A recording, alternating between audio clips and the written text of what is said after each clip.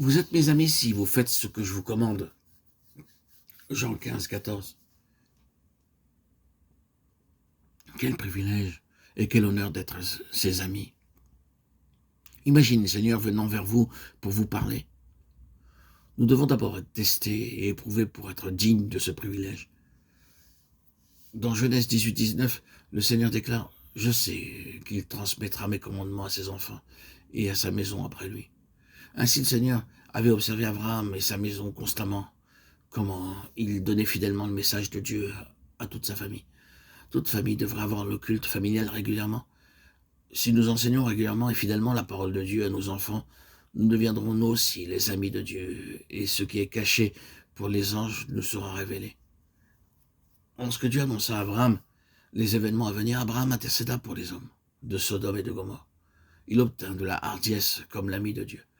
Nous pouvons aussi avoir de la hardiesse et de la liberté pour intercéder pour les autres, pour réclamer la grâce et la miséricorde pour ceux qui sont dans les ténèbres. Ainsi, nous devenons les collaborateurs de Dieu.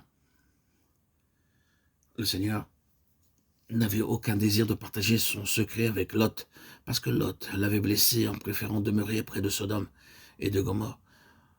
Si tout comme Lot, certains parmi nous préfèrent les plaisirs et l'honneur du monde, le Seigneur ne s'approchera pas de nous pour nous révéler ses secrets.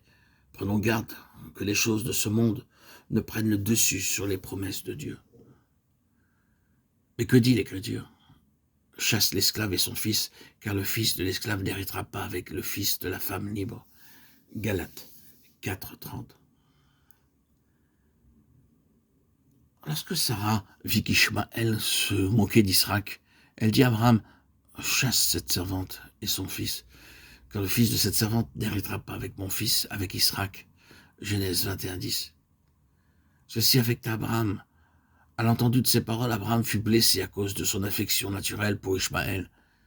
Puis Dieu lui apparut pour la 8e fois. Dans le chapitre 21, verset 11, nous voyons Abraham gouverné par les affections humaines. Ayant appris cette amère leçon pour elle-même, Sarah déclara « Chasse l'esclave et son fils. » Tous ceux qui se nomment chrétiens n'auront pas tous part à l'héritage des saints dans la lumière. Les chrétiens de nom, malgré leur bonté extérieure, n'ont absolument aucune part dans cet héritage. Ils se reposent sur leur propre justice pour être sauvés. Bien qu'Abraham eût une grande affection pour Ishmaël, ce dernier n'avait aucune part dans le royaume de Dieu. Il était né selon la chair, tandis qu'Isaac était né selon l'esprit. Le Seigneur avait placé une vie nouvelle dans Abraham avant qu'Isaac naisse. Ainsi, Isaac est dans la Bible un type de la vie de résurrection.